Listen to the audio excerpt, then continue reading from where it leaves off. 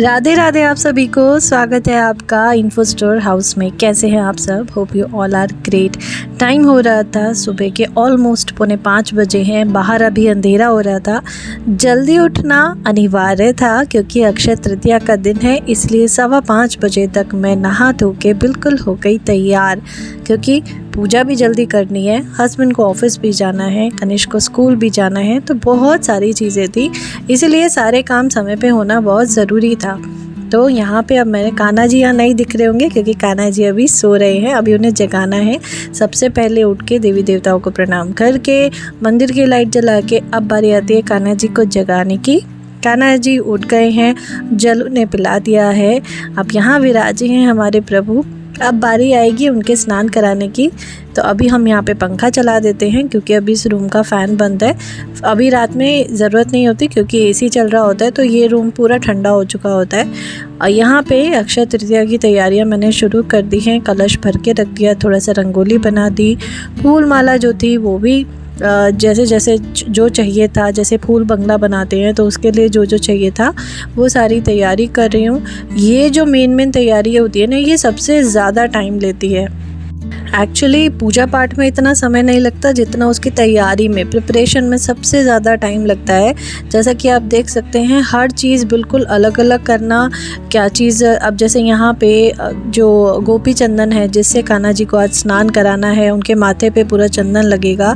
आज से चंदन सेवा शुरू होगी, तो उसको मैंने थोड़ा सा पानी में रख दिया है, थोड़ा एक तरफ अष्टगंध निकाला है और अभी गेरू भी निकाल के रख दिया है क्योंकि गेरू पूरा फर्श पे लगेगा। यहाँ पे मैं थोड़ा सा जो राधा कुंड की रज है उसको मैं भिगो के रख रही हूँ क्योंकि रज ज़रूर लगाते हैं रोज़।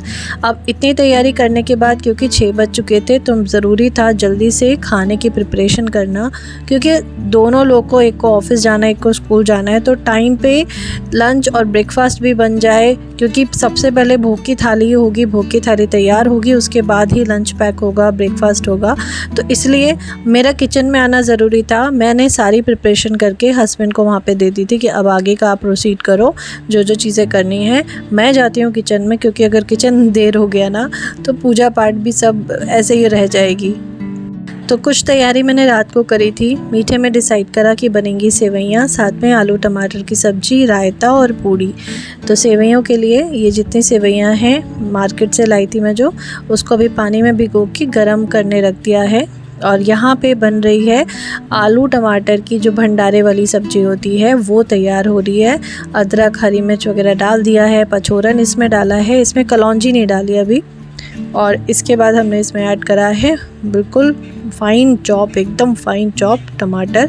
चाहे तो आप उसकी प्यूरी भी बना सकते हैं, प्यूरी भी ऐड कर सकते हैं। इसके बाद बारी आती है मसालों की। भाई आपके मसालदानी के सिंपल मसाले इसमें जाएंगे, कोई अलग से आपको स्पेशल मसाला नहीं डालना है।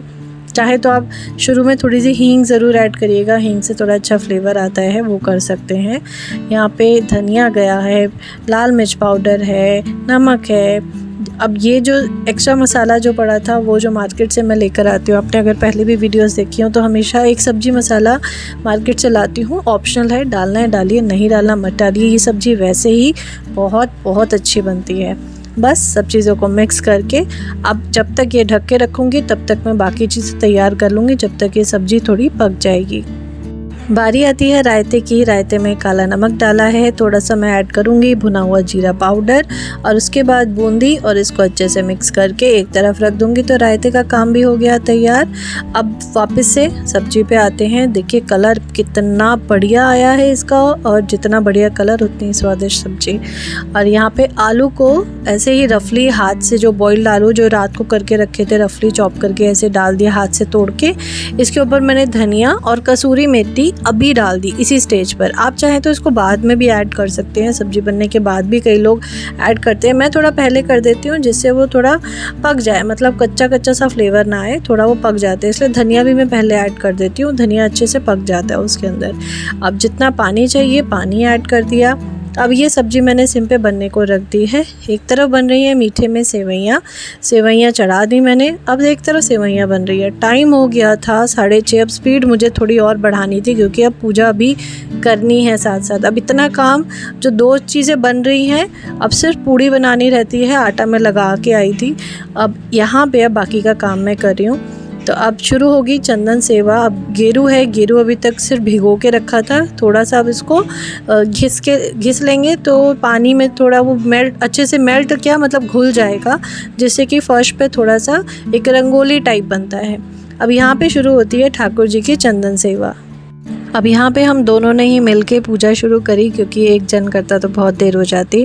तो बस यहाँ पे मैं राधा नाम की मतलब वहाँ पे पूरा चंदन सेवा वो कर रही हूँ और ये हस्बैंड कर रहे हैं कान्हा जी की ठाकुर सेवा।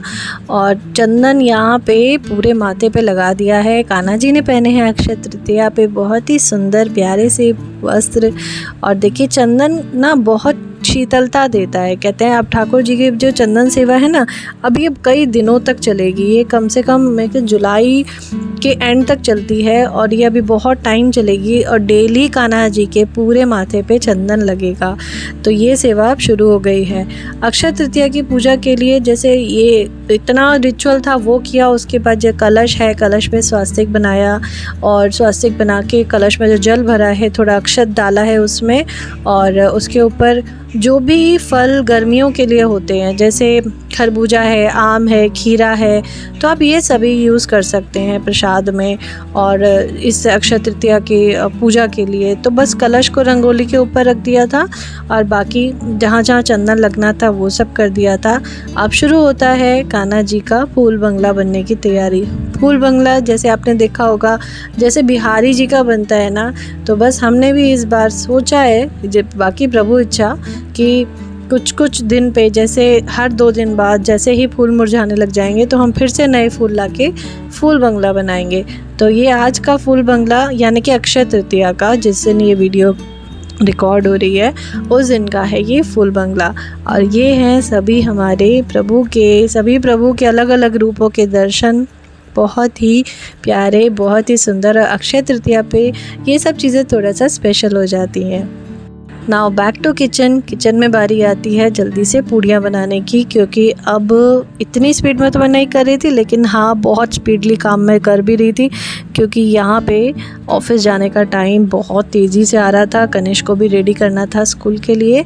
तो ये सारी चीज़ें जब होती हैं एक साथ तो स्पीड जितनी नॉर्मल होती है ना उससे थोड़ा सा बढ़ाना पड़ता है। लेकिन क्योंकि जब तेल से काम करना पड़ता है, जैसे ये पूड़ी उड़ी तलना और ये सब ना, इसमें थोड़ा सा ध्यान रखना पड़ता है कि जल्दबाजी में यहाँ पे बहुत बड़ा कुछ भी इंसिडेंट हो सकता है।